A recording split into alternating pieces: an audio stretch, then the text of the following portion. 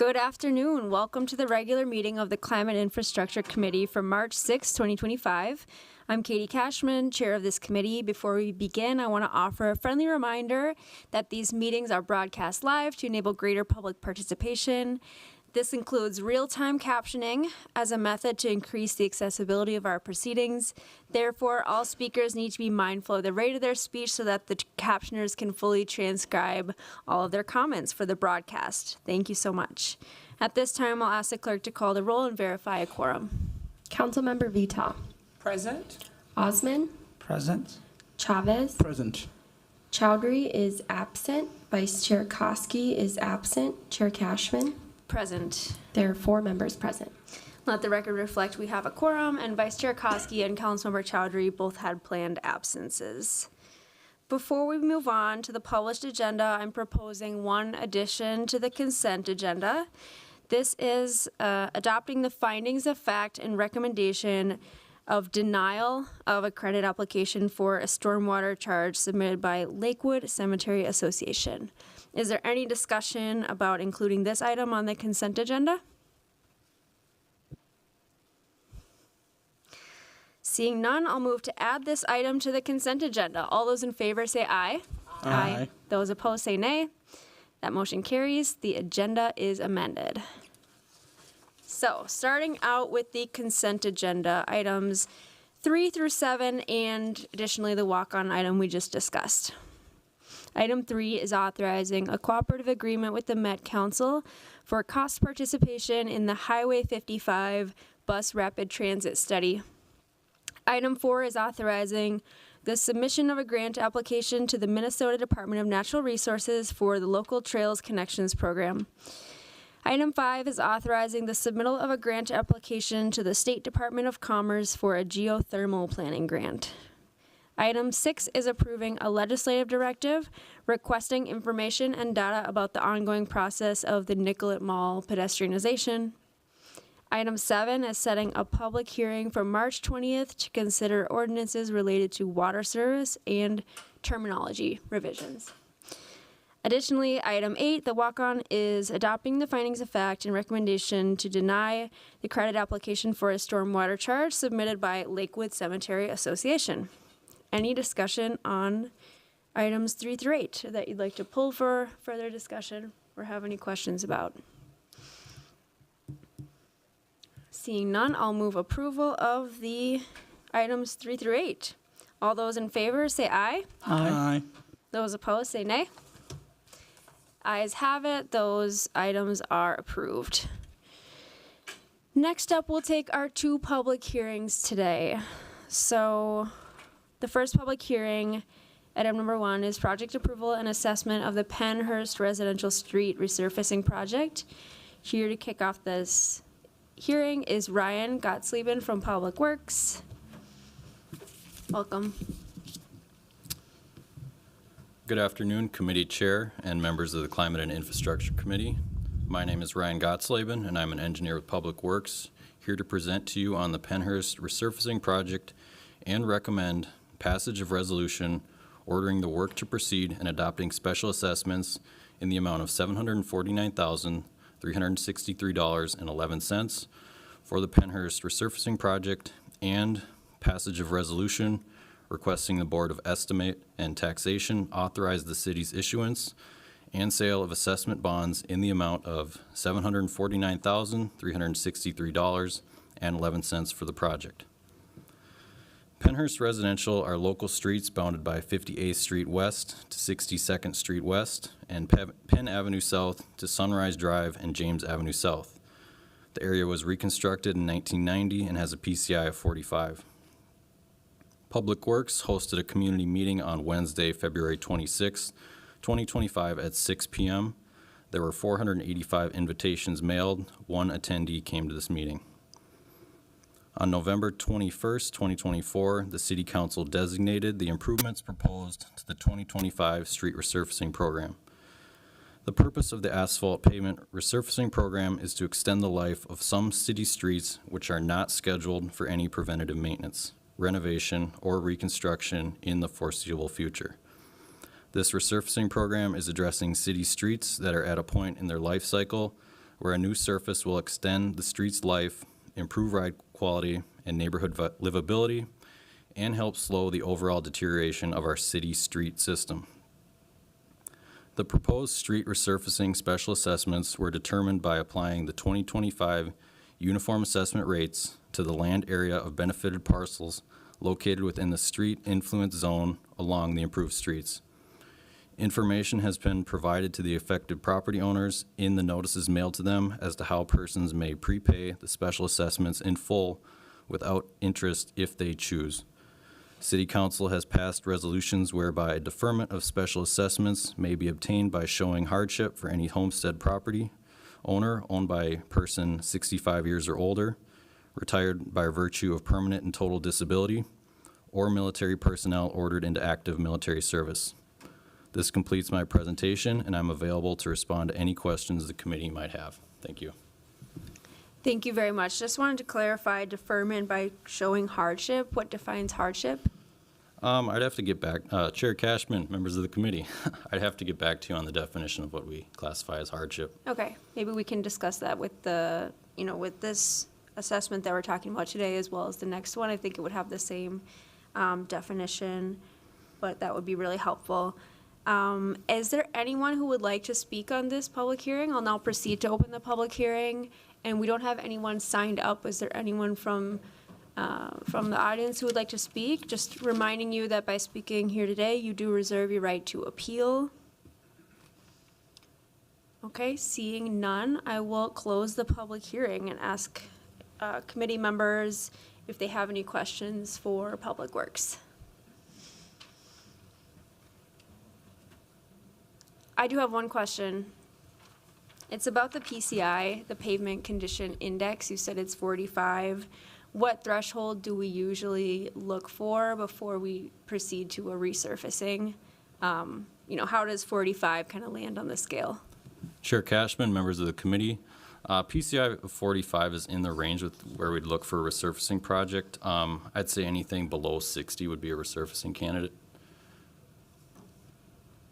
Okay, and once it gets to a certain level, is there something that needs to happen beyond resurfacing? Like, how far does it need to drop before it goes to another level and can't just be resurfaced?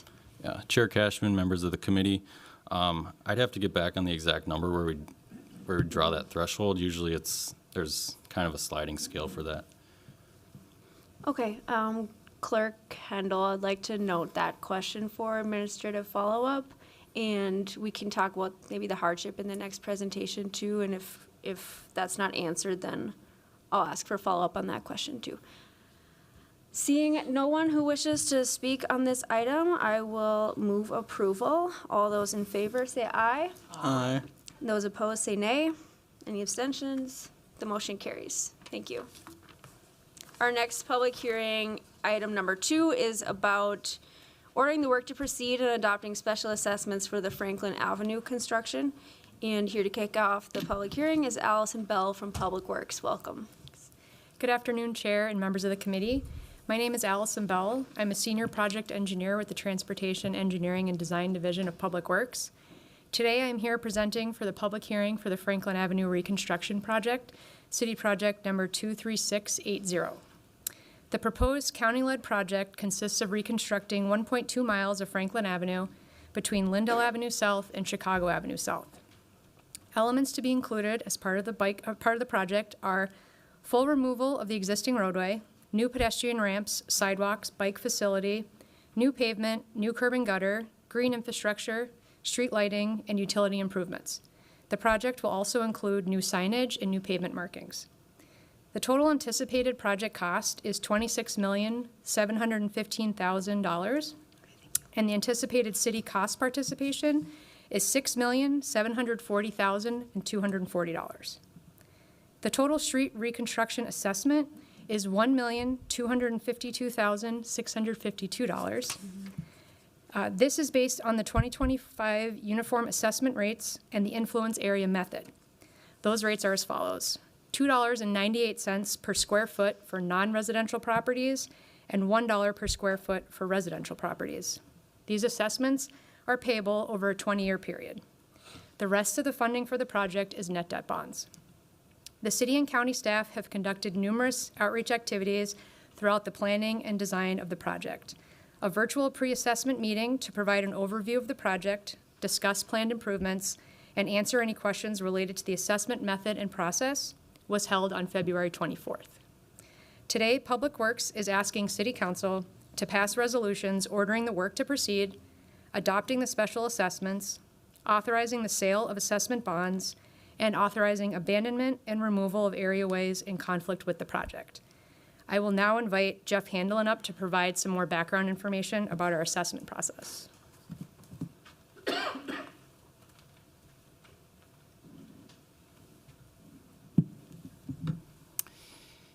Thank you, Chair Cashman. Members of the committee. I'm Jeff Handelin. I'm a principal for professional engineer in the Transportation Engineering Design Division of Public Works.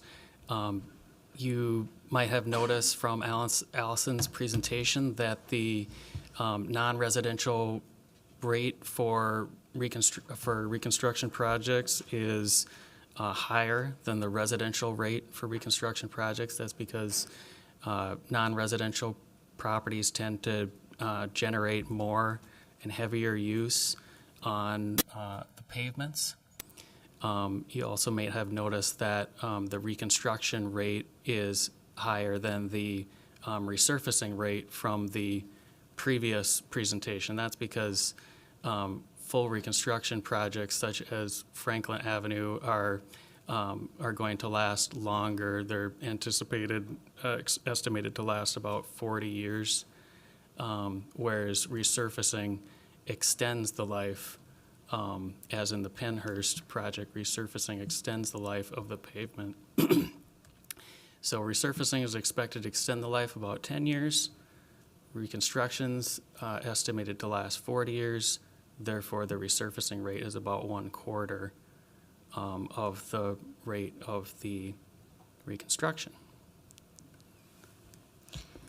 Can we ask some questions now before we open the public hearing? Yes, please, Chair Cashman. I would like to know about the PCI also on Franklin, just for reference of what the condition is at right now.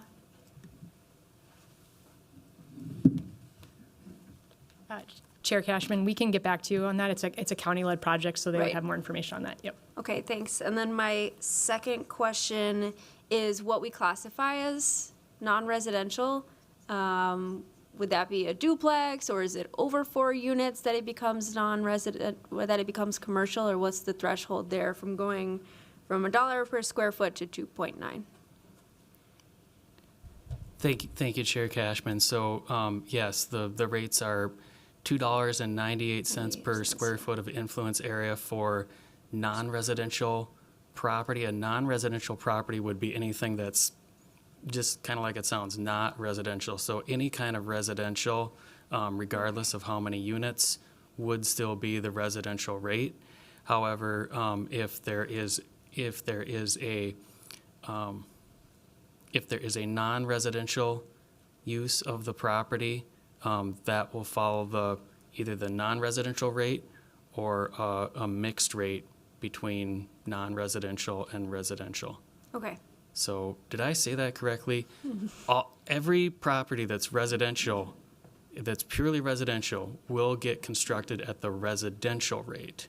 Not sure if I said that correctly.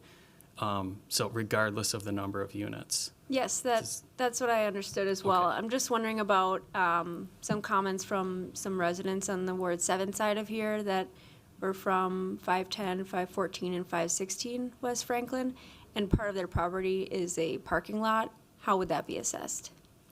Chair Cashman, so I think I'm familiar with that property, if it's the property that I'm thinking of. That property is a mixed use. So there is, the use information from the assessor's office says that there is, part of the use of that property is non-residential. So they may be operating a business, they have a parking lot, and they may generate more traffic than a purely residential property.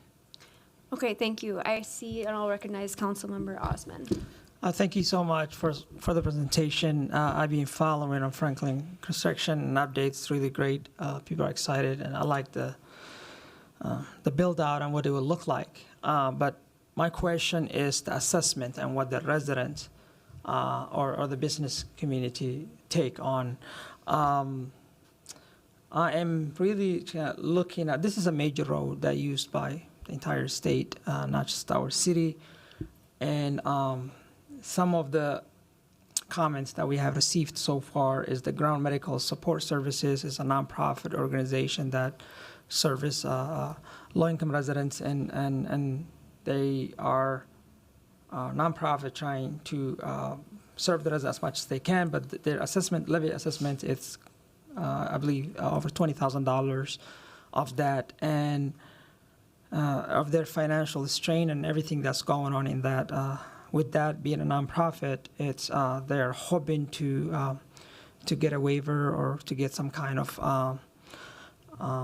relief on this, and I can see why businesses that are struggling, especially here, could be difficult for them to pay that kind of amount. What is the process looks like, and especially what's out there for nonprofit organizations that are serving it? Is there some kind of due process they can go through to make sure at least to get some kind of waiver? Chair Cashman, Councilmember Osmond, thank you for that question. So the special assessments fund a portion of the project. The majority of the Franklin Avenue reconstruction project is funded by the county and with other funds other than special assessments. So because there is, like you said, so much traffic that's not just, benefiting those properties. We do, assess at a uniform rate just based on the type of project and whether the property's residential or non-residential. So who we assess is based on laws and long-standing practices, and including some very noble institutions such as this, and other nonprofit organizations, churches and schools, are all assessed at the non-residential rate. By submitting their written objection, which they did, they have reserved their right to appeal the assessment to district court, and if they pursue that appeal, then there could be a benefit test. Sure. No, thank you so much for noting that. I just want to note that even though everyone is excited for this project and the county is paying a large portion of it, there are still small nonprofits or residents that are, very low income in this area, and it's really good to consider what this could have or could cost them in the long term. But thank you. I'll recognize Director Sexton. Yeah, thank you, Chair. Jeff, I'm wondering if Mr. Hanlon could please talk a little bit about the payback tools, just real quick, and how a $20,000 bill is a really big bill to get all at once, but there's options to defer some of that. Director Sexton, thanks for the reminder. So I think with respect to the specific property that Councilmember Osmond mentioned, Chair Cashman, I think it's important to remember that the assessment is spread out over a period of 20 years, so they don't have to pay this all up front. With residential properties, if they qualify for a hardship, if they're disabled or over 65 years old, they might be likely to qualify for hardship, in which case they could defer the assessment, and then it wouldn't have to be paid until the property is transferred, changes hands. That's helpful. Thank you. Yes, thank you. I'll just ask my question again about what defines hardship here. Thank you, Chair Cashman. So there's a deferment, let me get this right as long as I've got the opportunity. There's a deferment program available for seniors 65 and older, or individuals who are permanently or totally disabled. The deferment program does not excuse the assessment, but puts off the assessment to sometime in the future.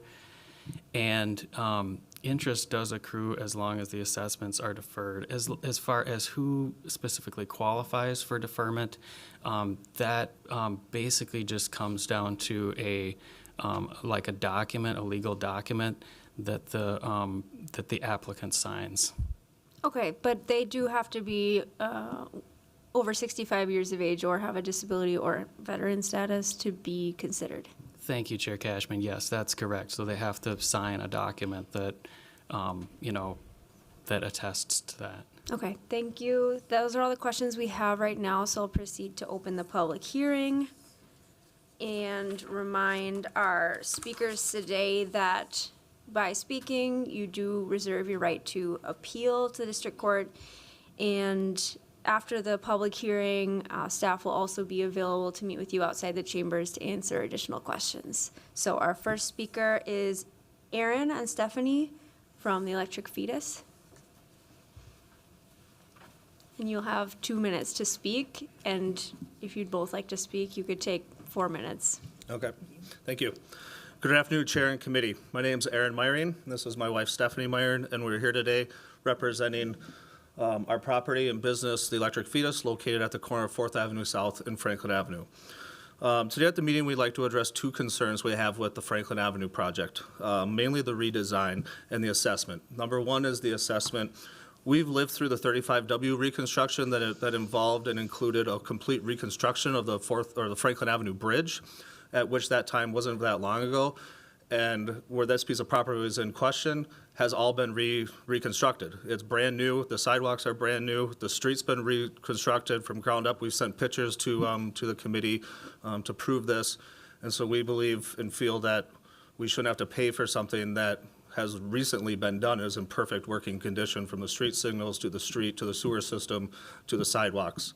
Number 2 that we'd like to address is we're asking that the left-hand turn lane from westbound Franklin to southbound 4th Avenue remains how it is and not be removed from the design project. We also ask that a new traffic study is done to reflect more accurately the current and future traffic flow at this intersection. We're a small, independently owned business with 55-plus years history on the corner of that intersection. We currently have 37 employees, and we're proud to be a destination shopping experiences for customers that come from around the world and the community within itself. In addition to the median and the removal of the turn lane on Franklin will have substantial effect on our business and our neighbors south of us, St. Stephen's, Minneapolis Institute of Art, and our community. During the 35W and Franklin Avenue project just a few years ago, the county, city, and MnDOT required the addition of this left-hand turn lane in question to be added to their plan. And for some reason, now currently it is being removed. There must have been a reason for it then, and it is needed. The removal of this turn lane in addition of the median essential will restrict access. Can I keep going for her? Yes. Good afternoon, Chair and Committee. The removal of this turn lane in addition of... In front of the microphone, Oh, I'm please. sorry. Thanks. Good afternoon, Chair and Committee.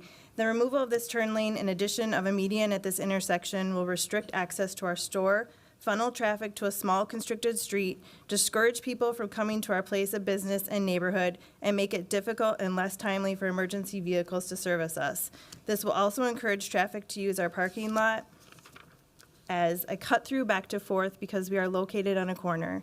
We have seen this firsthand when the intersection was closed during previous road construction projects.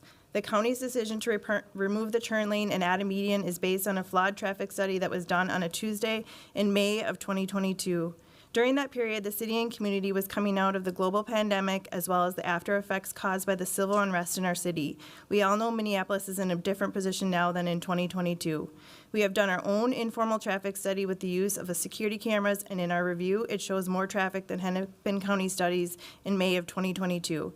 The county admits it would never have proposed this redesign plan as the intersection had traffic levels been higher. Even on a Tuesday in May of 2022, that study showed over 500 cars used that turn lane to go on 4th Avenue South. The proposed route of Clinton Avenue cannot handle more traffic, even the flawed study of 500 more cars a day. We do have pictures that we have submitted to the committee. To reiterate, we are objecting this assessment as well as insisting the county preserve the left-hand turn lane. We are also asking for a new traffic study that reflects the current traffic as it is today and more likely the future. Thank you all for your time. Thank you very much for your public comment. Our next speaker will be Steve from Whittier. Welcome, Steve. If you could please say your last name for the record as well. Stephen Mogul, M-O-G-O-L. Thank you. 2 minutes. Yes. The entire redevelopment in our area is incorrect. There's 16 to 20,000 automobiles on East Franklin. I have a camera also facing the bridge. There's less than 100 people going across that bridge. There's less than 20 bicyclists going across. I suggest on the north side of East Franklin, in front of my property, there's a cutout because I have 16 feet of sidewalk. Put another parking area for loading, unloading. When they redid the bridge, I lost 3 parking spaces. They put the fire hydrant in at an angle, and the bump out for the sidewalks is causing a lot of traffic problems. My building has been damaged by 2 automobile crashes in the last year and a half. For 33 years, I never had any problems. There's a traffic problem now. If they put in what they're talking about for the redevelopment, it's going to be chaos. I have a very difficult time leaving and entering my own driveway. I have signs up saying it's basically a dead end. I still have 5 cars a day coming in. The assessment, I understand the assessment. So if it has to be, it has to be. But the redevelopment, the design is incorrect. Thank you. Would you mind sharing your address or at least your intersection? It's 1924 4th Avenue South. I'm on the northwest corner of 4th Avenue South at East Franklin. Okay. My mailing address is 344 East Franklin. Thank you. Thanks so much. Our next speaker is Joan Little.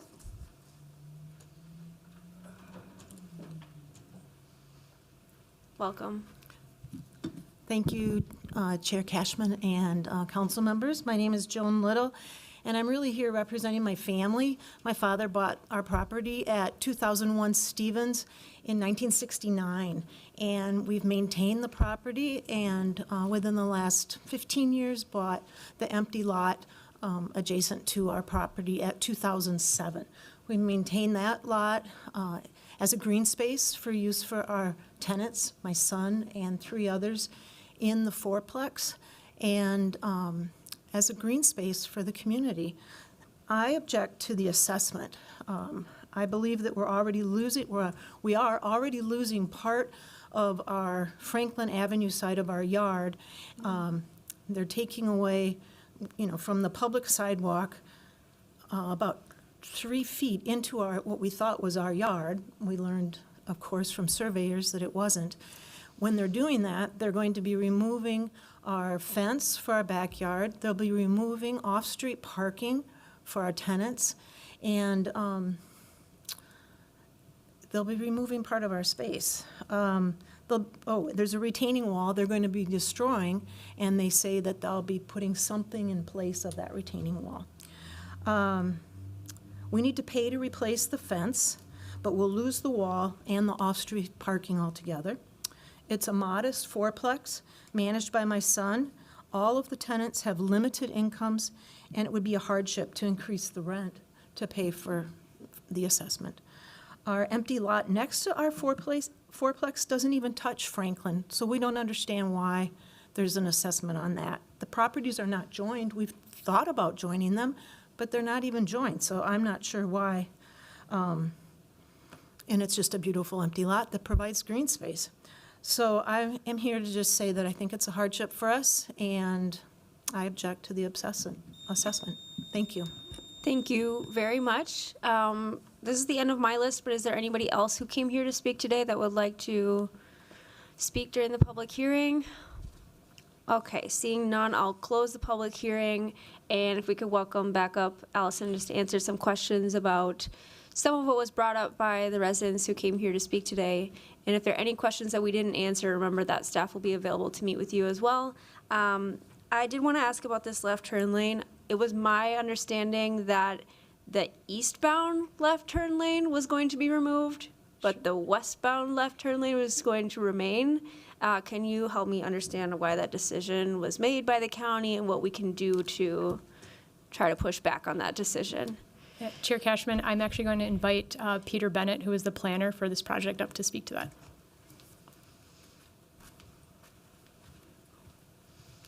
Good afternoon, Chair Cashman and members of the committee. My name is Peter Bennett. I was a transportation planner working on the Franklin Avenue project that is led by Hennepin County. So first,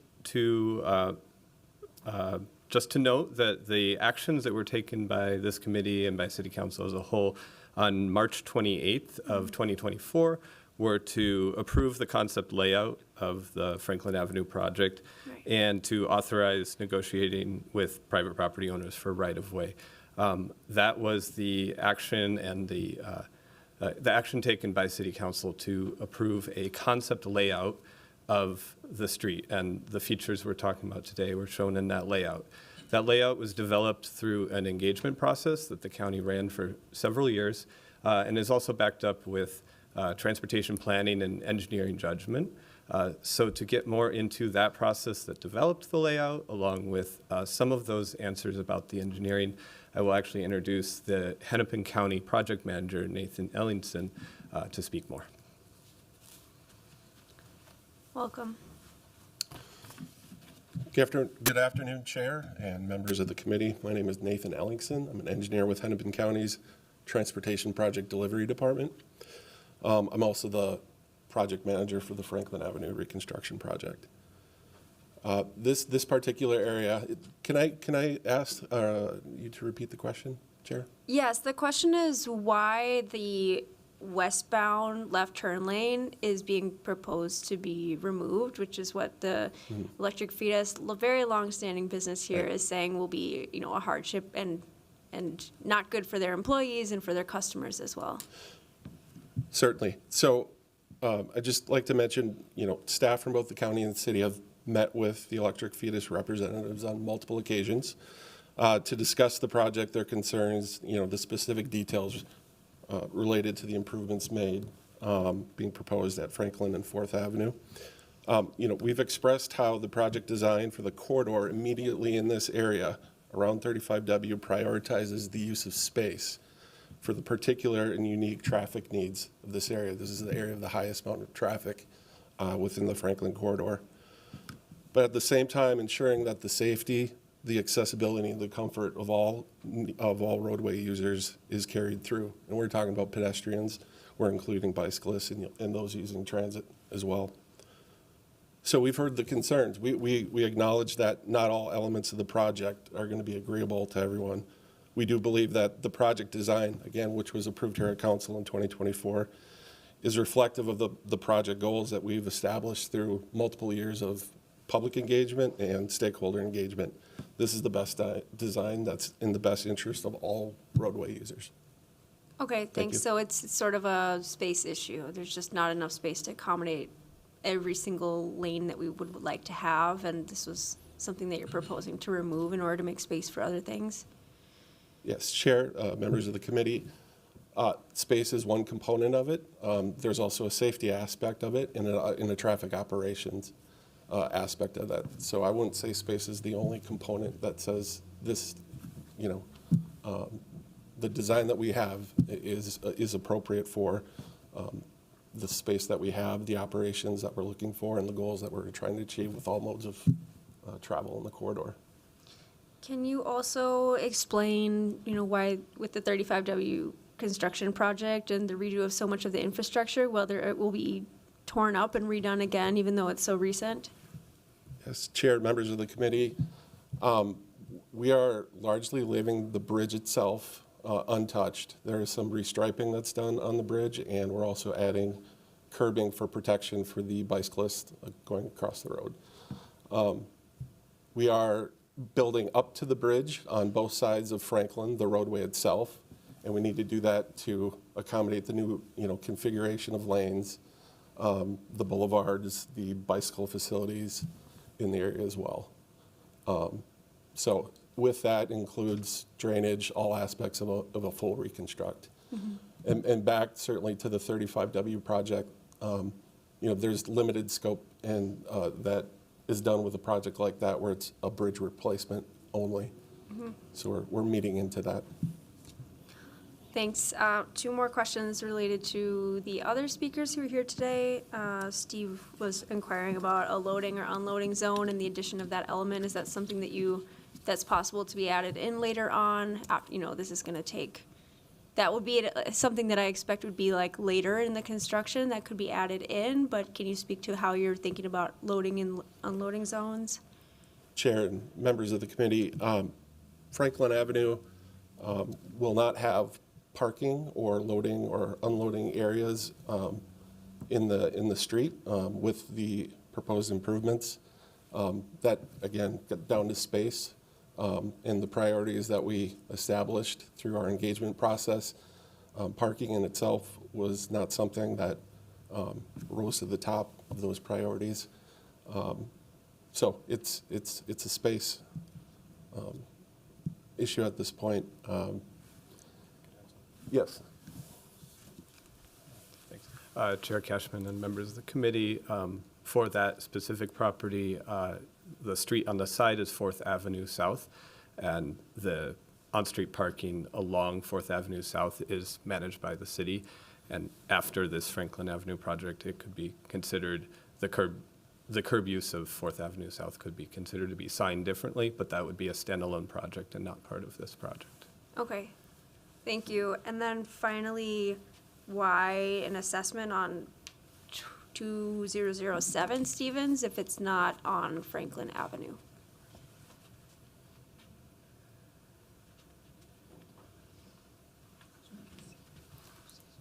Chair Cashman, we're going to invite Jeff Handelin up to answer that question. Thank you.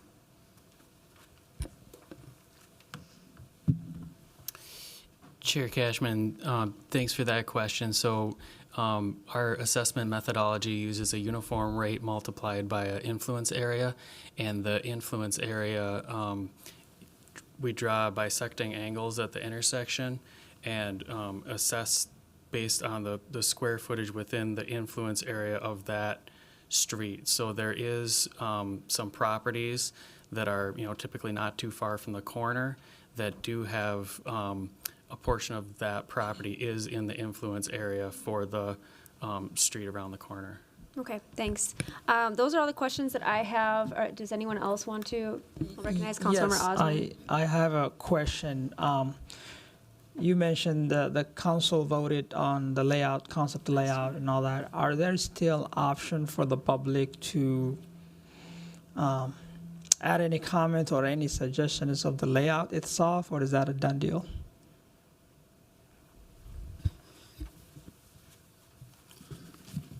Chair, Councilmember, this project is nearing the final plans submittal.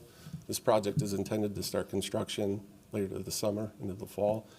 So we are at the point of the plans being fully developed and ready to be authorized. Thank you. Well, I just thank you all for answering these questions, and thank you everybody who came here today. I recognize that assessments are very challenging, and construction in general is going to be very challenging, and the loss of parking and other things will be challenging for all of you. So, Councilmember Osmond and I, kind of sharing this area, are going to be more than happy to continue talking with you throughout this summer as construction goes, and do want to make sure that you're aware of the deferment options, the appeal options on the assessment that were explained today. And if you do have more questions about those, I think some of the staff would be willing to talk with you more outside. But finally, I do also just want to express that Franklin is a very dangerous corridor right now. I've lived right off this street for more than 5 years. And, as a renter, I would always choose not to park on Franklin because I would think that my car would be destroyed by racing vehicles at night. So I think a lot of the design choices are super smart. I'm a biker, very excited to be able to bike safely on Franklin. So just want to acknowledge that those things are really appreciated, but also that there will be challenges for everyone along this corridor as the project goes on this year. Seeing no one else who wants to speak on this item, I will move approval. All those in favor say aye. Aye. Those opposed say nay. The motion carries, and we've concluded all business to come before the committee, so without objection, we are adjourned.